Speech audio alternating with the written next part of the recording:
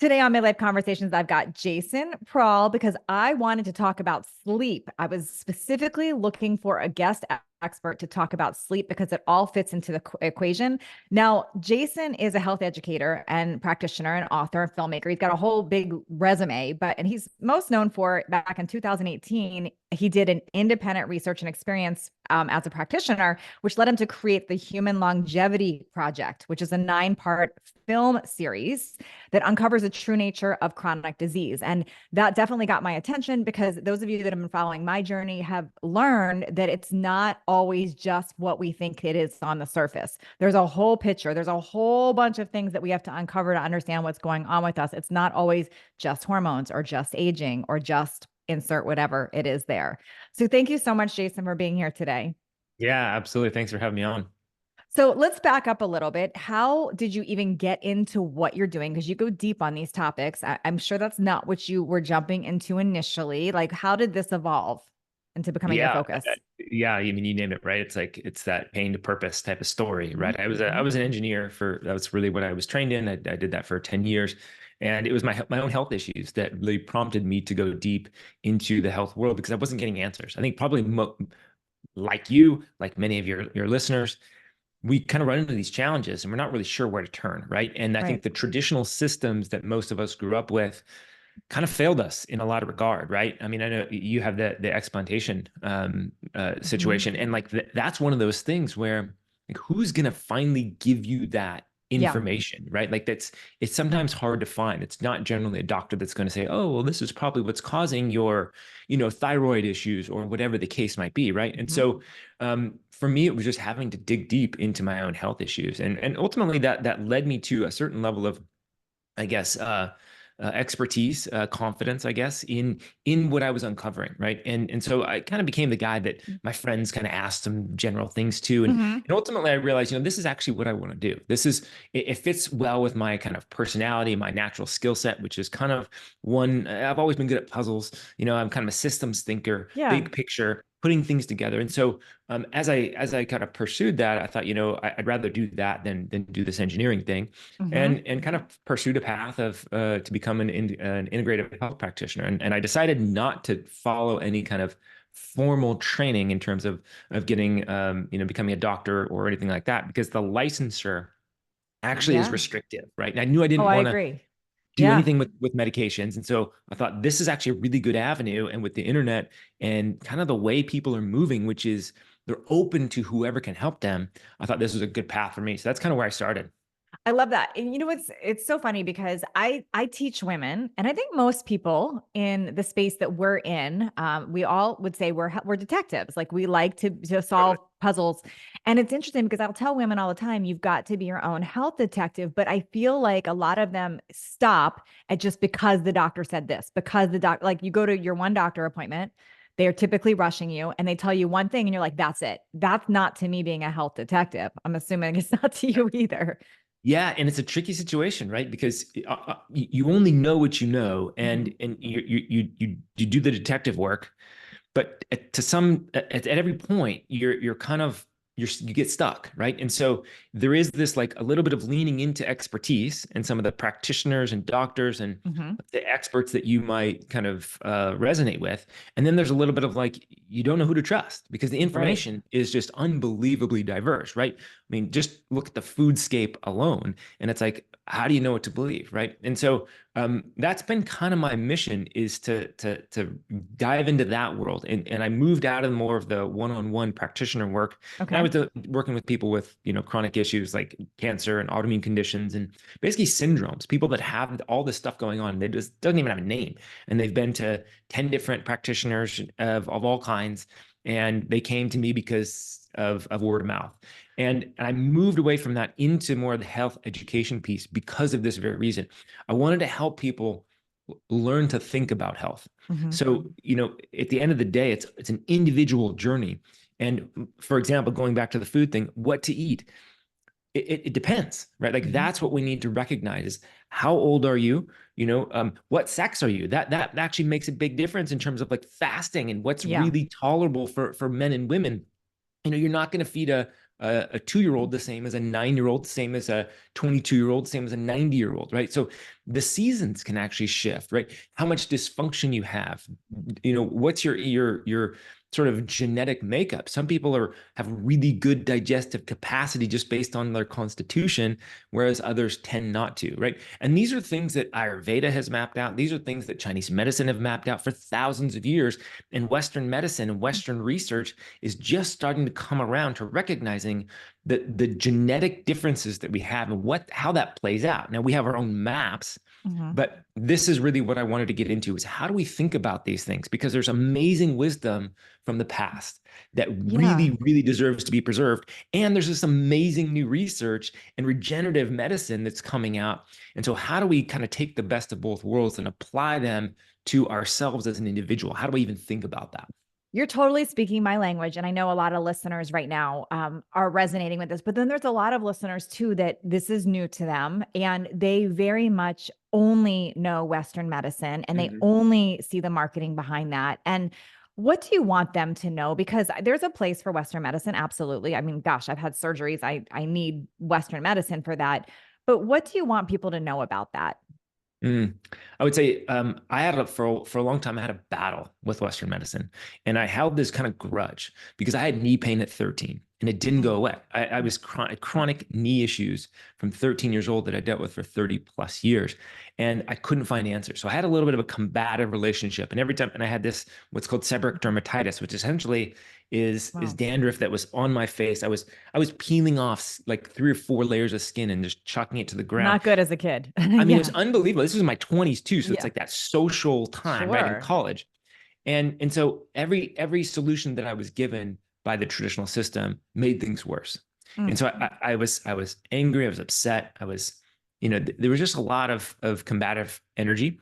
So I want to say I understand that if anybody's holding that with regard to their health issues.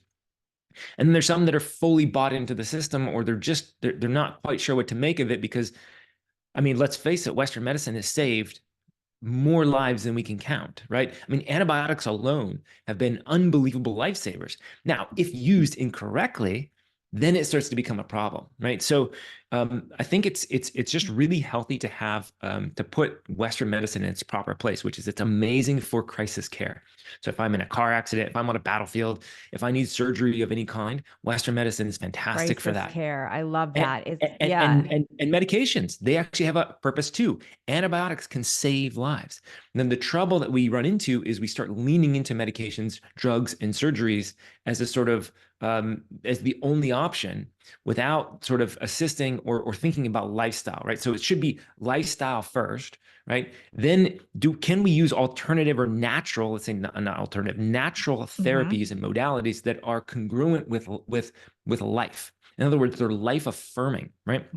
And then third, let's look at these other sort of man-made pharmaceutical, artificially kind of driven mechanisms for trying to keep somebody from sliding downhill, right? But at the end of the day, no medication will make you healthy. Not a single one. No, you're right. You just made me really think of something here because you're right. It's crisis care, it's sick care, it's emergency care. But when it crosses over into preventative, that's the problem. I'll know when every time I've had a surgery, and I had my share of surgeries, they always want to give you an antibiotic before the surgery, and I always say no, I'm not taking it. Do I have to? And I always challenge the doctor on that. And they ultimately say, I do not have to. I can do it but if I get an infection, I always promise that I will. And I've never gotten an infection. But just even that, why are we given that as a preventative medicine? There's such a downside to antibiotics. So So here's the thing. This is really important. And it's a tangled web that we've woven in the medical industry. There's a lot of legal aspects, right? There's a lot of standard of care. So there's kind of if you look at the whole medical education system, they're not taught nutrition. They're not taught how a lot of natural health works. They don't believe in a lot of things that have been proven, that are literally proven by the research, that fail to be disproven over and over again in the research, and it's still not being taught. So that the education itself is decades behind where we are scientifically in terms of our understanding. The other aspect is again, legal aspects, right? So you're given the medications, the antibiotics, initially, not because there's a need for it. It's a preventative measure to CYA, to cover your, Yeah. right? So it's a preventative measure for a legal perspective, really. In other words, we're Wow. taking the precaution because we don't want a severe issue. Now, they do recognize a downside, but they view the downside as very minimal, right? And so the reality of what we know now is that one round of antibiotics can wipe out your microbiome to the point where it's decimated the diversity, right? So diversity of the microbiome, of the bacteria and the microbes that line not only the gut but the entire system. They're in So your eyes, they're in wild. your, like, everywhere, right? So microbes are a part of us. They're a critical part of us. And when we lose this diversity, when we kill off these key strains, that's creating an imbalance, right? It's setting up a situation where we have these opportunistic organisms can start to grow. And this can be where we start to run into these fungal issues, these candida issues, whatever the case might be. It Yeah. also, when we lose these keystone strains, we lose the ability to detox, right? We lose the ability to metabolize certain things that are really important to metabolize. So we start to lose our function when we kill off and wipe out these bacteria that are so critical. So it's preventative, yes, and it can create a short-term issue that may even lead to a long-term issue if it's not corrected with, things like short-term fasting, probiotics, prebiotics, postbiotics, right, and these type of So things. important. My own mom, she's 77. She's not overweight. She walks every day. She eats the way that I teach her. Like she's great. In fact, she's been pre-diabetic and then like monitored all that, changed it with food and fantastic. But when I saw her last, she had this like huge protruding stomach. I'm like, Mom, what is going on with you? Something's going on with your gut. No, no, no, no. I'm like, something's going on with your gut. I said, I want you to do a GI mapping. I want you to do a. She's like, my doctor already did that. And I said, okay, let me see this report. And I'm certainly not a doctor, but right away I caught like all kinds of things. I'm like, Mom, you got a serious gut issue. And when I started asking her questions, her same doctor that did the GI mapping had given her a low dose antibiotic take every Yeah, day as yeah, a yeah, preventative measure. Like, what?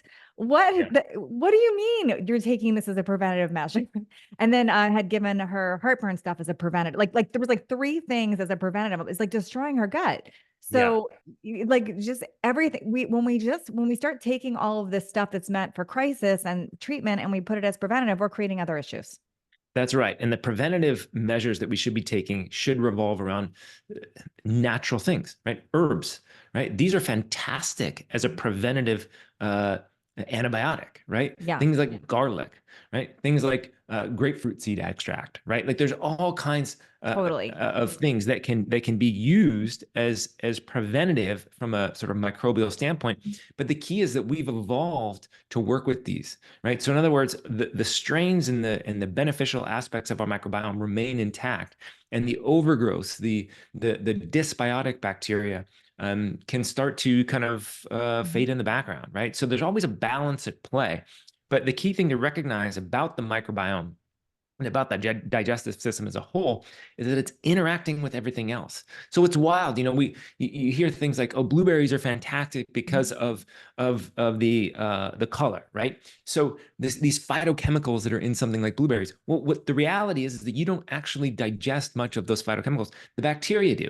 So they metabolize these phytochemicals that are found in the blueberry skin, and then they as a part of that metabolism, spit off these molecules that interact with your own cells, your mitochondria, and the cell itself.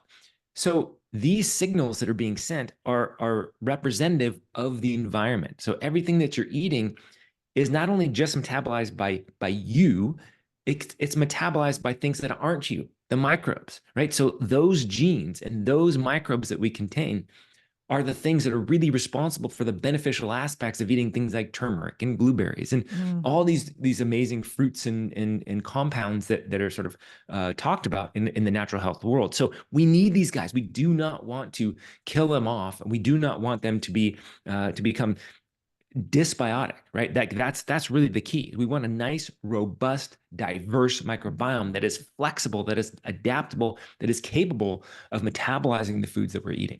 Because if you don't have that, then you might be the person that is saying, I'm eating all the good foods, but it's not doing anything. That's what I know. I can That's say that exactly was going right. on me before I understood what was going on in my gut. Like you can eat all the healthy foods in the world, but if your body's not doing the right things with them, you're not digesting them, you're not processing right, you're not going Exactly to get the right. So, benefits. so it's not what you eat, right? It's what you metabolize. Well, it's Mhm. not what you only metabolize. It's what your gut microbiota also metabolize, right? So this is a very, very key factor, and this is why it recently, you've seen things like fecal transplants.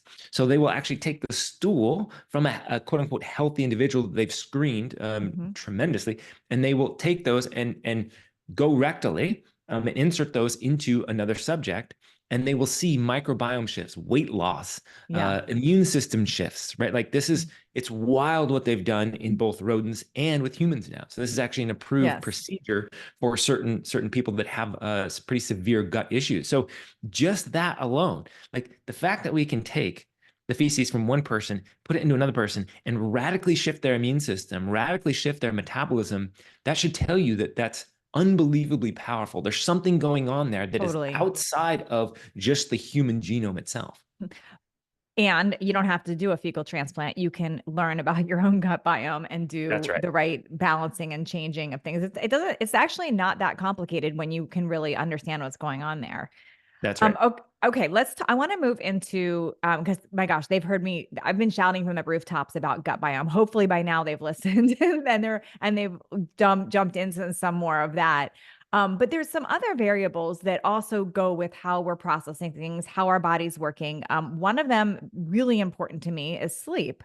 And I want to talk about that a little bit because to me, if we're not getting good quality sleep, we also aren't giving our bodies a chance to regenerate, restore, rest, all of those things. I wanted to get your thoughts around sleep and the different types of sleep that there are. Yeah. Yeah, absolutely. So sleep is critical, right? Even connected to the microbiome. So we actually see the types of bacteria will shift for somebody who gets a poor night's sleep, who stays up all night, Wow. right? So this shifts, right? Everything in us is so dynamic, and it's based on our environment, right? So everything that we do, everything that we think, everything that we believe is impacting our microbiome, how we're metabolizing things, our mitochondria, our cellular function, our gene expression, right? So it's literally everything that you do and think and believe, right? So it's very, very powerful in this way. Now, with sleep, there's a couple things that I think are really, really critical to understand at the outset.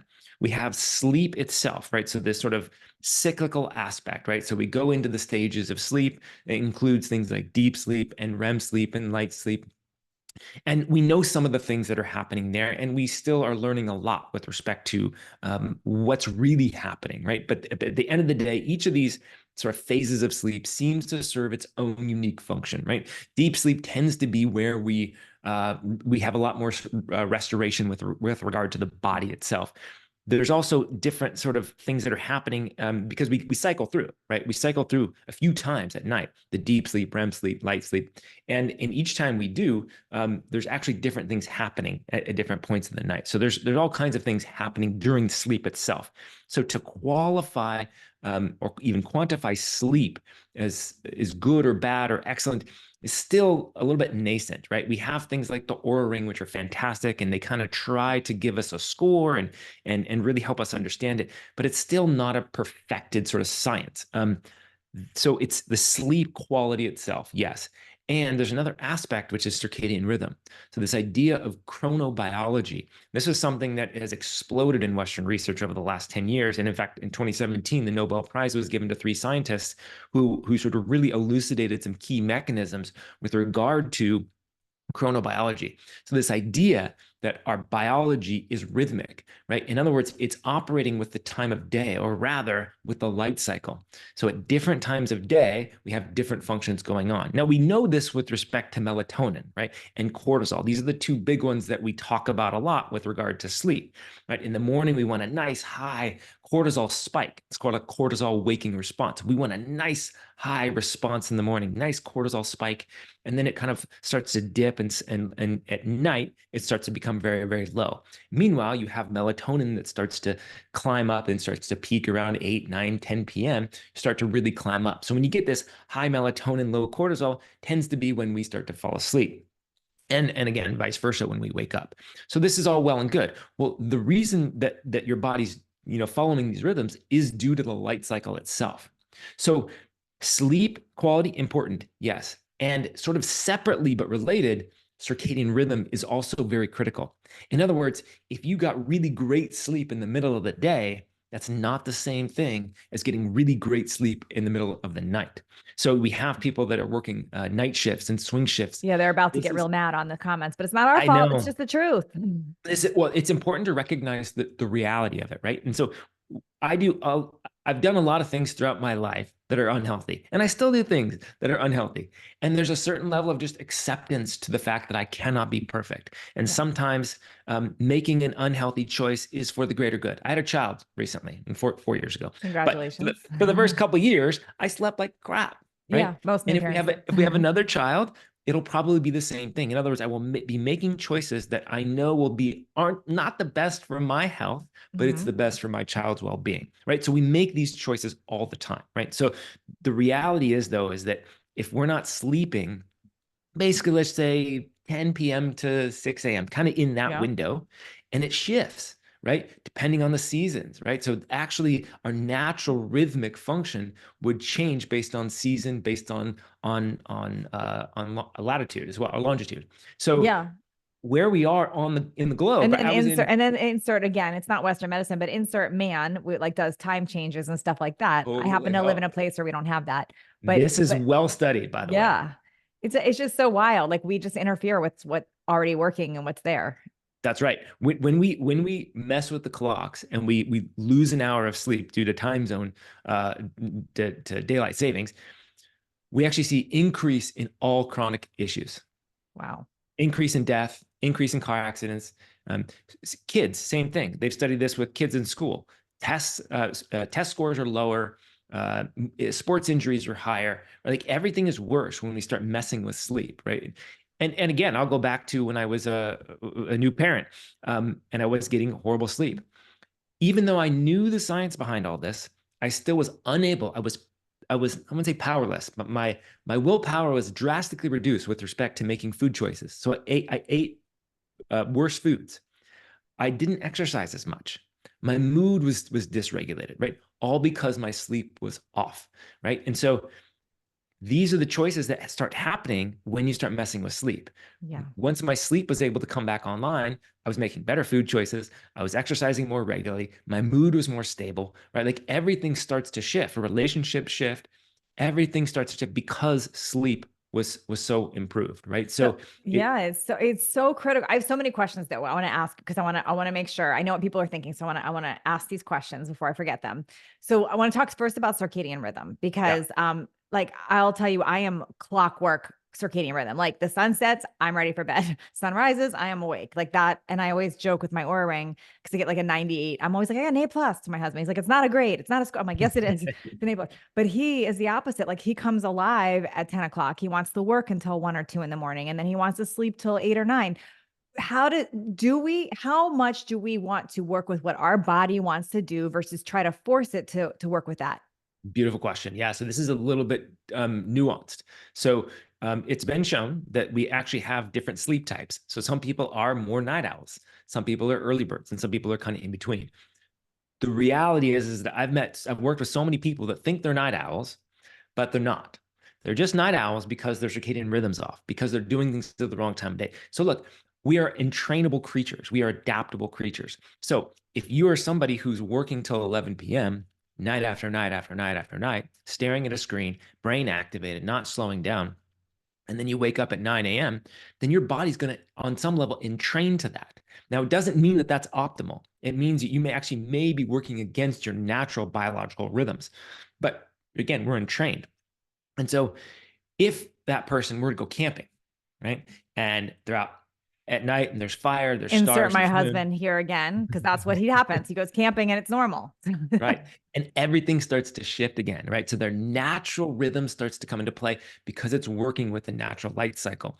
So if you've been camping for a few days, what you'll notice is that after the sun goes down and you get the fire going, and there's not a lot to do, you start getting tired kind of early, right? And then you wake up early, right? The birds are waking up. So the sounds are waking up, the temperature is starting to rise, the sun's starting to come up. These are all cues to your biology that it's time to wake up. So that's what happens, right? And then again, at night, temperature starts to drop, the light starts to shift, things get quiet. These are all cues to your biology saying it's time to go to bed. So the main one is the light cycle. So if you think about, again, going to the camping example, sun starts to set. And even if you watch a sunset, if you look at a sunset, the only colors you see are orange, red, and yellow. Now, you might see some purples and blues and greens, but that's only because it's reflected off of the clouds. So in other words, all those blues, greens, and purples get reflected off of the atmosphere and bounce back out into space unless there's clouds reflecting them back down, in which case you see this beautiful cotton candy sunset, right? So, but the reality is that all you see is red, orange, and yellow. Your eyes are highly capable of detecting that. So these frequencies that your eyes are able to see help your brain determine what time of day it is, right? So these frequencies come into the eye, they talk to the optic chiasm, right? And the suprachiasmatic nucleus is a part of the brain that's right above the optic chiasm. Hypothalamus, pituitary, these parts of the brain, and of course the pineal gland, these parts of the brain are understanding what time of day it is. They see the light and they say, it's nighttime. Okay, turn on these programs, turn off those programs, do this, do this, do that. So it's setting your rhythm. And then same thing in the morning, your eyelids are very thin. Well, certain frequencies can actually penetrate through your eyelids, again, hitting the optic nerve, suprachiasmatic nucleus, talking to the brain, boom, it's time to wake up, right? So all the cortisol starts to come on, even when light hits the skin. You have adrenocorticotropin releasing hormone that actually gets activated. So now your body started to produce cortisol from light on the skin. We used to think it was only the brain that could produce this hormone, but now we start. So our entire biology is cueing to the environment.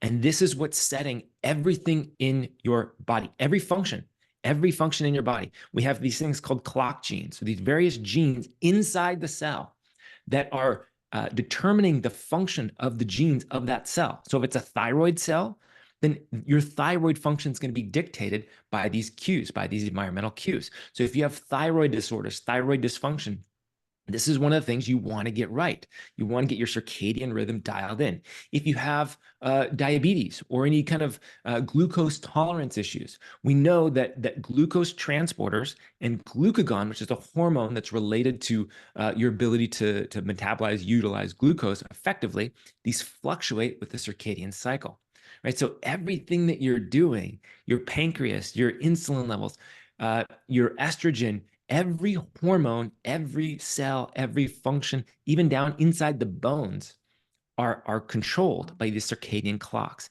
And those circadian clocks, the cell level, are the master regulator is in the hypothalamus and the pituitary, which again is governed primarily by the eyes. And so then insert humans, we add things like sunglasses first thing in the morning, which Yep. doesn't just disrupts that. And then I'll call out my own husband right now. Like he wanted LED lights everywhere because they're like natural light. But what that creates then at night, if you turn on the lights, where it's like thinking it's daytime, where we should have amber or yet, like you said, the colors of a sunset. You Yep. should have amber lights or the yellow lights. We should not have LED lights all over the house for nighttime. So Absolutely. yeah. Yep.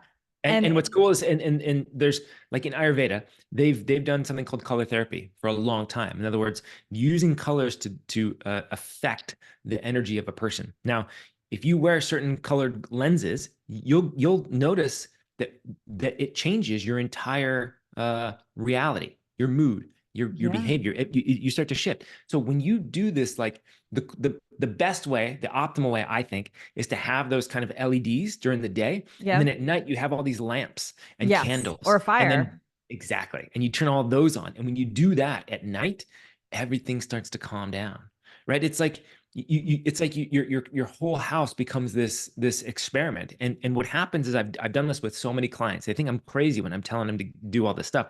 They do it, and then eventually, after a few days, they start recognizing, oh my gosh, it's so peaceful, That's right. quiet, and calm. And then your behavior changes, and then your food choices change, and then when you go to bed changes, right? Everything starts to shift because you're influencing such a key aspect of your reality.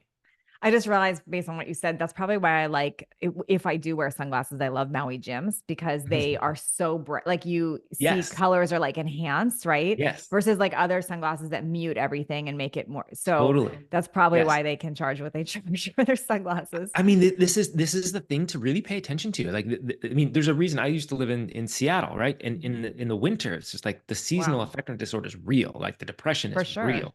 And so there's a reason that people get these lights, right? These UV lights. There's a reason people go to tanning beds. It actually changes the way you perceive the That world, makes right? sense. So this is light is the most powerful drug that we know of. It is How unbelievably does powerful. okay, how does red light therapy, I mean, this might be beyond your scope, but maybe it's not. How does red like I use red lights and I have red lights in Mhm. my infrared sauna too. So, and I know I feel different with that, but is that am I timing that wrong too, since that is a red light? Like, does that matter when you do something like that?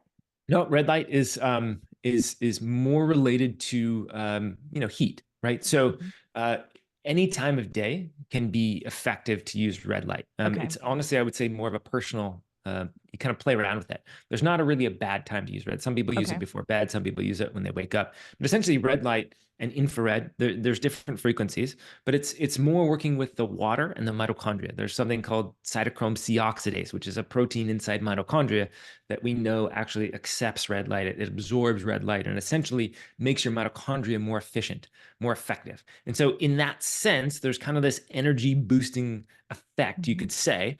But there's also a ton of other signals related to inflammation and this type of thing. So it's really good for the skin. It's really good for mitochondria. It's good for wound healing. Good for joints. You can overdo it. I've actually done it myself. I tend to be one that's That's me too, probably. I just I'm push sure. things to the limit. Yeah. Yeah, because I'm I'm in the like, oh, sauna with the red light for like 45 minutes to an hour. And then I have a red light in my office that I'll do in between calls. So I'm probably overdoing I'm like it. a little bit's good. More What obviously happens better. if you overdo it? What can You happen? can so there's sort of like a U curve. So a little bit like there's a sweet spot where depending on what you're dealing with, like 20 minutes, 30 minutes of a specific frequency could be good. And then once you start going beyond that, it actually starts to sort of stress the cell. So you Okay. can actually, if I had an injury, a sort of soft tissue injury that I was hoping to Hmm. expedite the healing on, the recovery on, So and you'd I red just light it all day long. I was That's what like, I I would was do. watching a movie and I had this like red light Yeah, I pad do the on it. same And then I thing. woke up the next day and it was just like completely stiff. And I was Oh like, my oh man. gosh. And I knew what I did. And I was like, oh shoot. That's Um, funny. I just did that recently with vitamin D. This is totally get off topic, but I was lower on vitamin D. I'm like, well, a little bit is okay. So more must be better. So I was using the droppers of vitamin D and you're sure. supposed to like measure your drops. I'm like, no, I'll just pour the whole thing in. And I just started doing that every day. And then next thing you know, my liver numbers are all elevated. I'm like, what? Like, okay, wait a Yep. minute. So I do that Yep. same thing. I get it. Yeah, and and kind of what we're illustrating here is actually a very important point, which is that going more toward the natural means is fantastic, and there's a way to do it, right? There's timings, there's appropriate doses, there's balancing effects, right? Magnesium is a good example of people thinking magnesium is this amazing mineral. Well, it is, but it also needs to be balanced, right? Magnesium and zinc Mhm. and they all have a relationship, right? So we can overdo everything, right? So pushing something to the extreme is really Sure. not the best way. And going back to kind of the circadian rhythm aspect, there's a thing here that becomes really, really important, which is to recognize that nature has a way, right? Nature has a natural way of doing things. This is why I'm not an expert in Ayurveda, but I love studying Ayurveda because they map out these energies. There's an energy to each season, right? In the summer, we tend to accumulate pitta, which is this kind of fiery metabolism. But if it gets out of balance, then that's not a good thing, right? That's inflammation. There's a lot of other things that can happen, right? In the winter, we start to accumulate vata, which is this cold, dry energy, right? This movement energy. Now, inside the body, it behaves in a different way. So the point is that there's a natural fluctuation. There's a natural rhythm to Mhm. things, right? There's a natural rhythm to our entire life, right? Yeah. There's a natural arc. So it's important to honor that. It's important to flow with it. It's important to align with it, right? Even kind of I mentioned thyroid earlier. Thyroid hormones should naturally be lower during the winter, right? That means uh, that we're going to metabolize things slower, right? So we're not going to, it's the winter. This is an important sort of adaptation based on the winter. So there's a seasonal aspect of things, right? If we're flowing with things in the proper way, then our biology will naturally balance itself out. So Makes sense. with circadian rhythm, it's you go with the sun. So when the sun starts to wake up, that the first thing you should do when you wake up in the morning is go outside. Go outside within 15, 20 minutes. Now, you can sit on your back porch. If you wear glasses or contacts, hopefully you're taking those out and you let the light naturally hit your retina, right? So if you do that, and you could be sitting there drinking your tea, 15, 20 minutes, you don't have to be looking at the sun or anything. It could be cloudy. Just being out there in that natural daylight starts to turn on your biology. Your biology is so sensitive to this stuff. It knows, okay, now it's morning. So it's like it's setting a clock. Now, if you do that for 2, 3, 4 weeks, your body's going to start to recognize, now I know when it's morning. So it's going to anticipate the time of day. So this is what happens. Once you get entrained, you get this anticipation. Your body anticipates. And you know this if you've ever traveled a great distance and you've experienced jet lag. So if I go to the UK 8 hours ahead, my body, when I get there, is going to anticipate still San Diego time. Sure. But the reality is I'm on a totally different circadian clock, but my body's anticipating a different time. So it has to adjust. So it's going to take the readings of the environment and it will slowly adjust and start to anticipate UK time until I fly back. And then it's going to be anticipate UK time, right? So that's what jet lag is. It's an anticipation based on these entrainment cues that involve light, temperature to some degree, movement, and food. Those are the main key mechanisms that entrain our biological clock. So this is what I actually hate, shades and blinds and blackout curtains and all of that. So that's another thing that my husband and I don't agree on. He wants it like as dark as it can be. And I just want to wake up with the natural light. So it's all making sense now. Yep. But if I'm hearing you correctly, we can change this. Like it's if you feel like you're a night person and you feel like but you understand the benefits of circadian rhythm and living that way, you can change it. It's just a practice thing. I want to ask you about REM and deep sleep. But before I do that, I want to really quick ask about melatonin, because our bodies should be naturally producing that. Some people overdose on taking their own melatonin. I personally will use it if I'm traveling just to help me regulate. I'm curious your thoughts on melatonin. If you would do that for travel, not use it at all. Like, what about people that take it every day? Yeah, this is a controversial one, but I in my book I actually dedicated most of a chapter to melatonin. Melatonin is a very fascinating molecule. So we should be producing it endogenously, right? It's produced in the pineal gland as part of our sleep-wake cycle. It's also produced in every cell of our body at the mitochondrial level. Most people aren't aware of this. Melatonin is one of the most powerful antioxidants. It is the most powerful antioxidant the body makes. So it's capable of squelching reactive oxygen species directly, oxidative stress, just completely canceling it out. It's also capable of turning on anti-inflammatory mechanisms, and it's capable there's 3 mechanisms, and I'm forgetting the third one. It's the only molecule in the human body that is capable of defending against reactive oxygen species in 3 different ways. So it's really, really important at every cell level. It's important in the gut. So the gut actually that fluctuates in melatonin production based off of all kinds of different factors. So there's bacteria in your gut that respond to melatonin. Akkermansia is one of these. So melatonin plays a huge role in the human body. What's really fascinating is that you can take large doses of melatonin without really any negative effects. So there's been 6,600 milligrams of melatonin per day for weeks or months in a study. No ill effects. I've taken upwards of 400 milligrams. So you're per a day. fan of taking it. There's a use case for it. So I'm not saying everybody should. I'm not saying it's even necessary. I know it can be detoxifying too. So it's like this balance. So to me, I struggle with this because you can take some products that have melatonin in it to help you detoxify, but then there's the whole, it could really mess up your sleep if you're taking it at the wrong time. There's a lot of variables there. There's a lot of misconception around it. If you dig into the research, there's really not a lot of negatives. There's stories, there's people talking about it, but there's really, in the research, there's no real negatives. It's used in premature births. If you have a really, really sick baby, they will give them high doses of melatonin. It's really effective for autism spectrum, ADD, ADHD. There's I think it's 10 milligrams. Is it because it's Don't- calming you, or what's the reason that that's doing that? It's not totally clear, Okay. but there's a lot of different effects with respect to inflammation, the brain, mitochondria, Okay. the gut. So there's a lot of different effects, and it's not totally elucidated. But again, this is one of those things where there's something called an LD50. In other words, they try to lethal dose, right? So they try to find a lethal dose of anything, like table salt. They'll figure out Right. how much table salt it takes Do it with to water, I kill guess. to kill a mouse, right? Yeah. And they'll come up with and then they'll say, okay, what's 50% of that lethal dose? That's called the LD50. They haven't found an LD50 for melatonin. In other words, Really? they try to dose up a mouse to the hilt with melatonin, and they can't find a Other dose than that's he's sleeping all lethal. day. Exactly.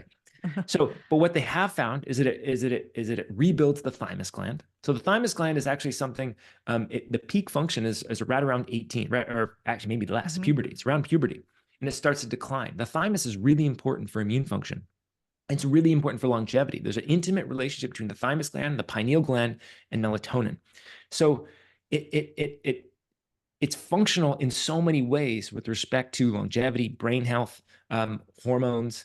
So there's when you take high doses around puberty, it can delay puberty. So I wouldn't recommend that per se, but there's a very interesting relationship. It's almost like it puts the brakes on some of these sex hormones.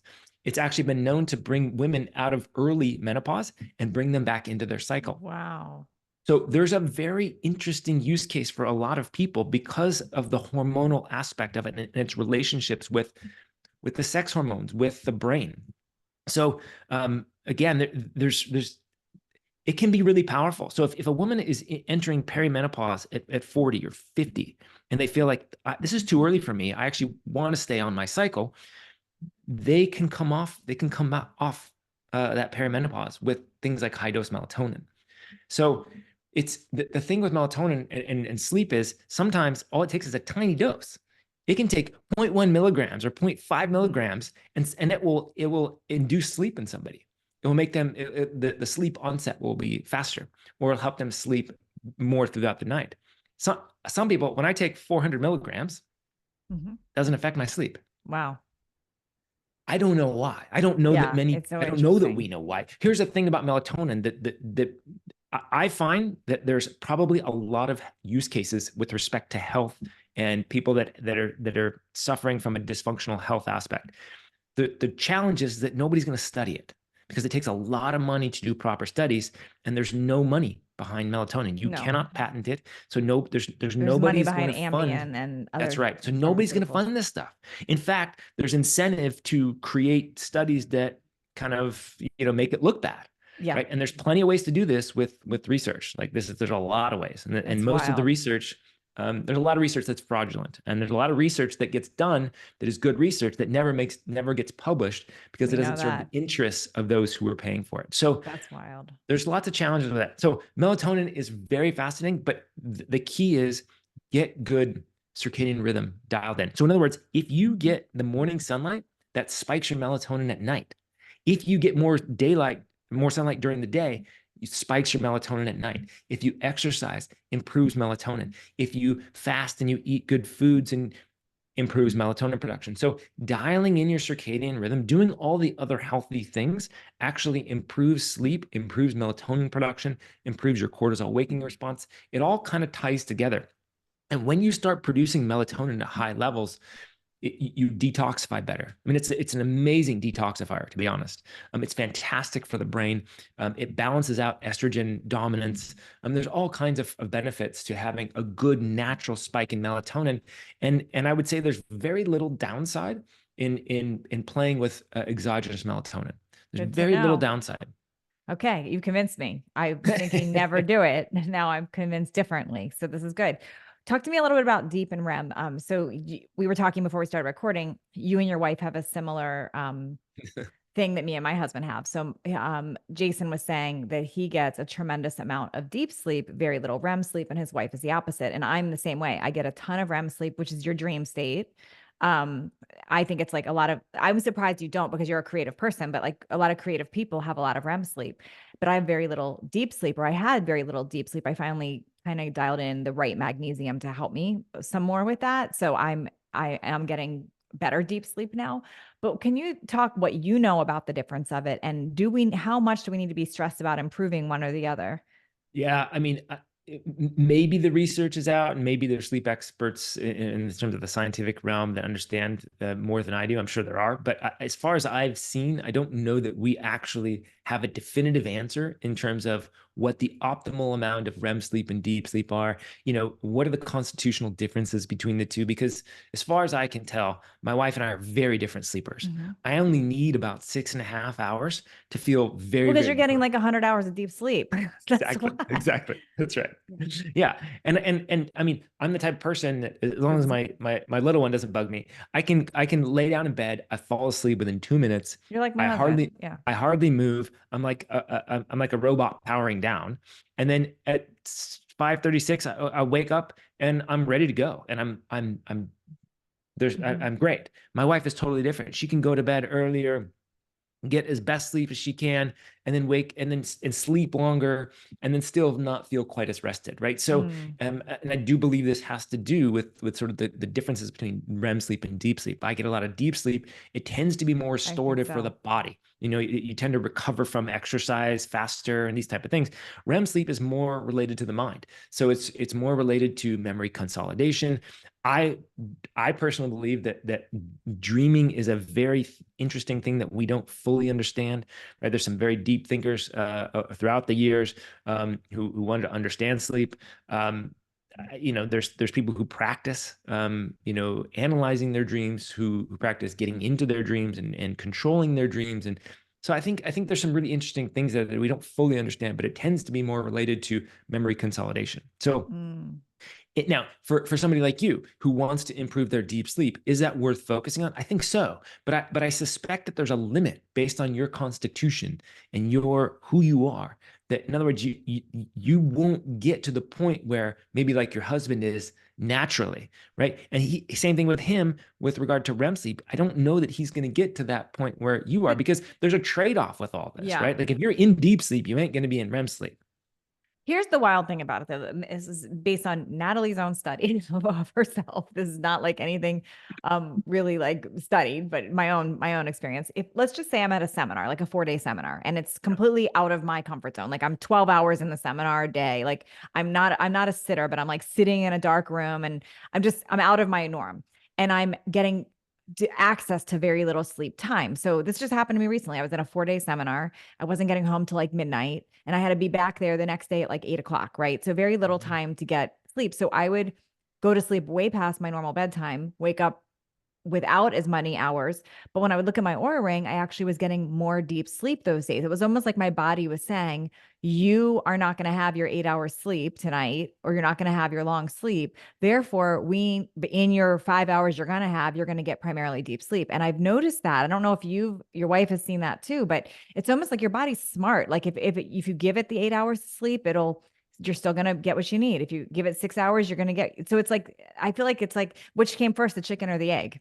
Yeah, here's what you're pointing to. I mean, again, there may be people that have answers. I certainly don't have answers to this, and I suspect it's not like I haven't looked either. So I've looked and I Mhm. can't figure out really what's happening. My suspicion is that sleep is much more complicated than we know. There's a lot more interesting aspects to it. My suspicion is that sleep is worth um, it's worth investigating in your own personal world, right? So doing what you're doing, I think, is really valuable to get to some ultimate answer and like that there's a thing that you're shooting for. I'm not Mhm. sure that that's reality. It's more like, how do you feel? What Yeah. did you notice? Right? Like, oh, it's interesting. When I did red light therapy before bed, on my aura ring, I noticed that my REM sleep was negatively impacted. Interesting. Let's try that again. Oh, I noticed my sleep shifted based off of when I'm cycling. Right? Oh, I noticed, and this is Right. men and women, right? Men and women. I noticed that when the moon is full, my deep sleep tends to suffer. Interesting. I noticed that when I had one glass of wine at 5 o'clock with dinner, my Right. sleep latency was increased, right? So to me, this is worth getting interesting. And when I eat almonds, whatever the case is, right? Whatever it is. Like start to play with that, get curious with it. Getting something like an Oura ring is really cool because you can I if you're the love type of my person ring. that likes it, if you don't like doing this, don't do it. You Just don't go want off the of your data. Yeah. internal and just go off of your internal feel. Some people are very internal. They have a really good compass for how they feel, but it's still worth paying attention to, right? In fact, for a long time, this is what women would do. They would track their body temperature to see Mhm. to measure their cycle, right? So we can actually do this by taking temperatures, by tracking how we feel when we wake up. Do whatever your method is, but I do think it is worthwhile exploring these things. Again, not Good to point. think that science has our answers. In fact, I found that Ayurveda and Chinese medicine have a lot more answers for us with regard to these type of things than modern science. But it's still interesting to sort of ask these questions. Like that's my approach, is to notice things, to get curious. And look, as we get older, in our 60s, 70s, 80s, 90s, our sleep tends to change, right? We actually tend to sleep less. We tend to wake up earlier. So I think there's interesting things to play with. What happens if I do the 4-7-8 breath, which is a parasympathetic, relaxing breath before I go to bed? What happens? What happens when I meditate? What happens when I journal? What happens when I do a gratitude practice right before bed and I ease my mind and I start to feel gratitude for things? These are worth playing around with, and you're going to find more answers if you start to play and get curious and investigate and pay attention than you are ever going to dig into scientific journals and try to understand the different stages of sleep and how to do this. And that's a very like left brain, Western mind Hmm. approach, which is kind of like that's a territory I grew up in. I'm trying to kind of Yeah. like balance it out with more of this sort of feminine feel, Makes sense. curiosity kind of like way of doing things, right? Because there's value in both, but I think we're severely lacking in the paying attention to my own body type of data. Well, gosh, Jason, this has been so much knowledge. I'll have to have you back on because you just have so much good information. This has been incredible, so helpful. I want everyone to know that number one, he has a book called Beyond Longevity that you can get anywhere. And also, at the time of you listening to this, depending on when you're listening to it, if you're listening to it soon after we release it, if you go to midlifeconversations.com/human longevity. So midlifeconversations.com/human longevity. It's going to link you to a 9-part video series, film series that he is doing all about the stuff he's talking about, but next level.